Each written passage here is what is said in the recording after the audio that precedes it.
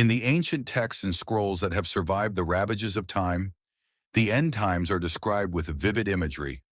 The prophecy begins with a celestial omen, a blood-red moon that rises over the world, casting an eerie crimson hue across the heavens. The once familiar constellations shift and blur as stars fall from their celestial perches, creating a cosmic spectacle of fiery tears.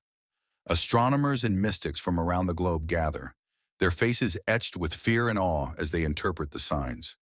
The moon's ominous light bathes the earth in a supernatural glow, signaling the beginning of an era marked by unprecedented upheaval.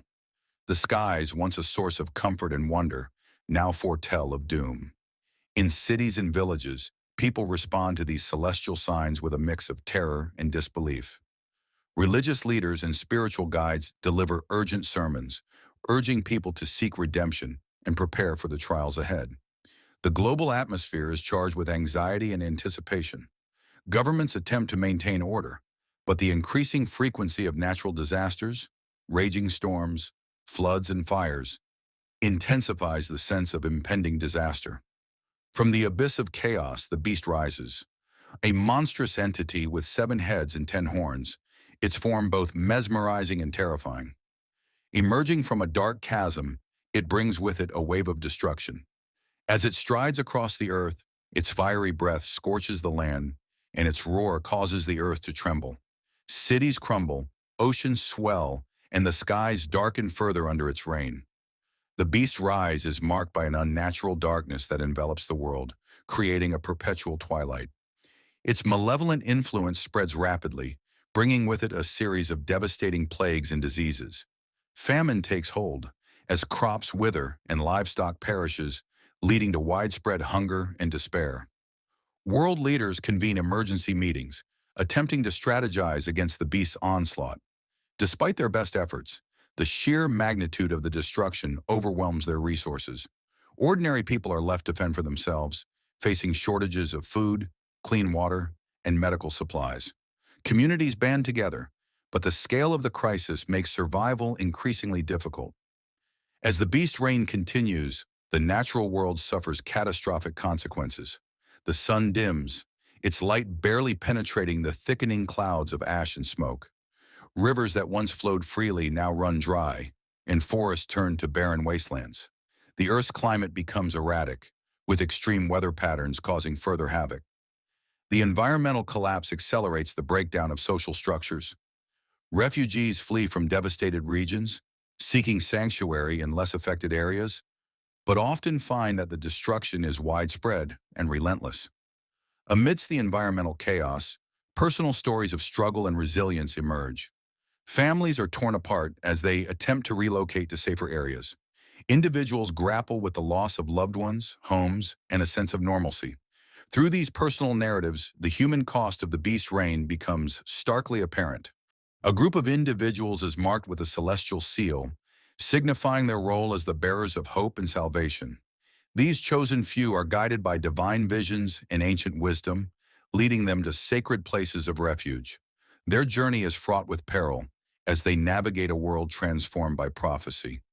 They encounter various challenges, from hostile groups desperate for resources to treacherous landscapes altered by the beast's wrath. Through their trials, they forge alliances and gather knowledge essential for their mission. The chosen few are tasked with uncovering ancient relics and texts that hold the key to defeating the beast and restoring balance. Their quest takes them through forgotten ruins, hidden temples, and sacred groves, each location revealing fragments of a greater truth. Along the way, they encounter enigmatic figures who offer cryptic guidance and warnings. The final confrontation approaches as the forces of light and darkness prepare for an epic clash.